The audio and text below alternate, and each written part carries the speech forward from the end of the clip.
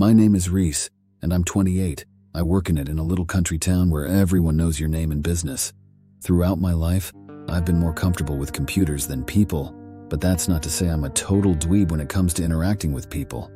I do have some social skills. I met my wife Alicia, who is 25, at a country music festival. She was the most stunning woman I'd ever met. She was beautiful, and I don't know how it happened, but we talked at the festival and connected deeply. We immediately fell in love and began dating. She was the type of girl who knew how to use her looks to get what she wanted. And I guess Alicia wanted me because she got me. After 6 months of dating, she moved into my house. It was our cozy little sanctuary with our pets.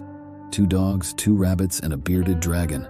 3 years went by and I proposed and we got engaged. Life seemed perfect, but this fairy tale life shattered just 5 days before our wedding. I found texts on Alicia's phone. The exchanges with a guy called Steve left no room for doubt. She had been sneaking out and sleeping with this guy for at least a month. From what I saw in their conversations, she'd met him on one of her nights out with the girls. I remember the exact night too. She said she had gotten too drunk with her friend Stacy and was going to stay at her house for the night. That was a total lie. She'd gone home with Steve and gotten her back blown out. My world spun, and I confronted Alicia immediately. She couldn't really deny the accusation.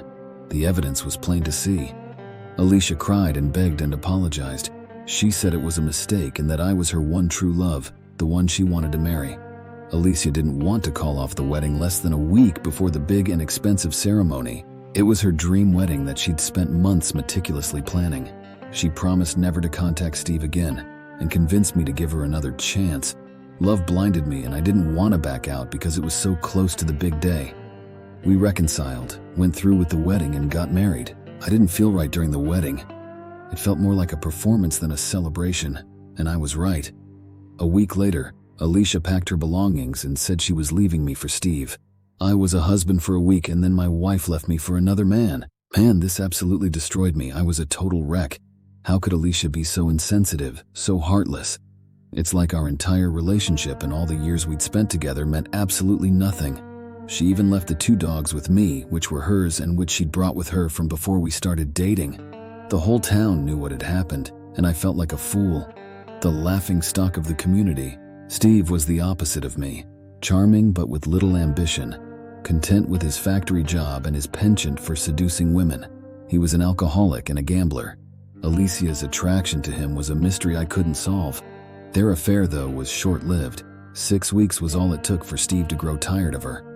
He kicked out and threw her belongings unceremoniously outside his house onto the front yard. I found out later that Steve had 3 other girlfriends simultaneously on the side, so Alicia was probably getting in the way. He just wanted to use her for easy sex with no strings attached. Desperate and alone, Alicia came back to me, but I refused to let her back into my life. She reacted violently and threw a massive tantrum at the front of my house and started hitting and scratching me when I wouldn't let her come inside. She called the cops on me for domestic abuse, but when they arrived, one of my neighbors came out and told them she was the one attacking me, and I never laid a finger on her. The police could clearly see Alicia was the one attacking me, and they arrested her. In the weeks that followed, Alicia's life unraveled. She found a ghetto-ass apartment to rent.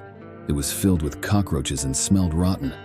The stairs looked like they were straight out of a horror movie. The whole town gossiped about her as she sat in her shitty apartment waiting on her court case for domestic abuse that she reported on herself. Alicia's parents and friends turned their backs on her and condemned her actions. Meanwhile, I slowly pieced my life back together. I focused on work, cared for our pets, and reclaimed my home. Those animals, with their unconditional love, helped heal the wounds Alicia left. I realized the value of genuine connections, loyalty, and trust, which Alicia could never offer. With her stunning looks and charm, Alicia was a storm that had passed through my life.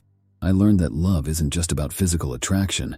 It's about mutual respect, shared values, and a deep, unwavering connection. Ultimately, I realized that I'm not just a bystander in my own life.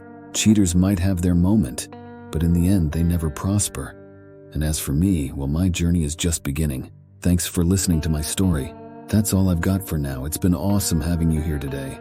If you had a blast watching this video, make sure to hit the subscribe button, smash that like, and ring that notification bell to stay updated with all the exciting content coming your way.